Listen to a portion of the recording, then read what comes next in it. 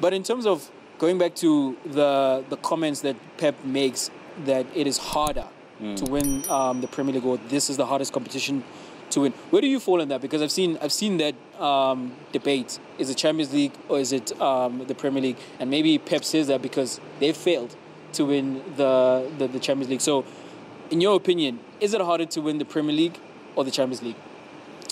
I think it must be the Champions League. As much as there is that whole idea of tournaments are a lucky draw and on your day you could be good, there are also a lot of good teams out there that are on different levels of form. I mean, when you look at the fact that Barcelona's all-conquering team didn't sweep the boards when it comes to the Champions League as they did with La Liga. When you look at Bayern Munich as well, it's a farmers league over there. When you look at PSG, it's a farmers league over there. It's easy for them. And I know this is applied to all leagues in Europe.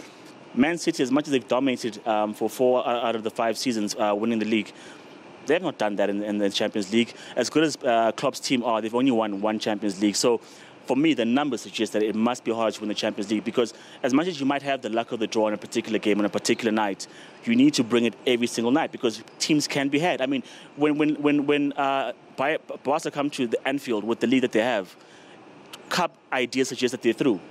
But Origi has other ideas. I mean, you have to be switched on the whole time. Whereas if Pep drops the ball against Wolves, there's a Norwich to be had next season. I mean, next week, and to make up those points. So the stakes are high in the Champions League. And you're tested. After the group stages, you're properly tested. And you can't, there is no Norwich. There is no Valencia or whoever to pick on. It's now big boys. And that's where you have to prove your mettle. So for me, I say Champions League. I hear what you're saying, and you raise a very good point in terms of the stakes are higher. The margin for error pretty much doesn't exist.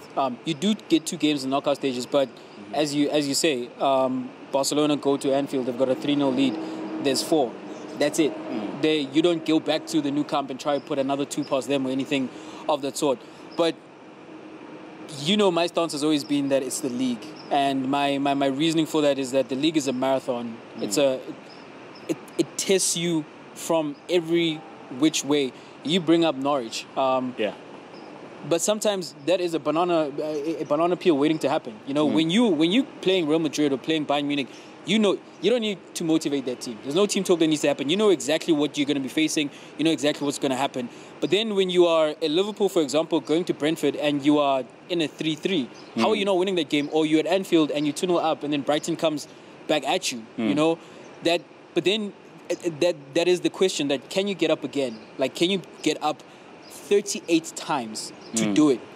Because you can get up for a quarterfinal, semi-final, and if you catch lightning in a bottle, like we saw what happened with Chelsea last season, you can go all the way.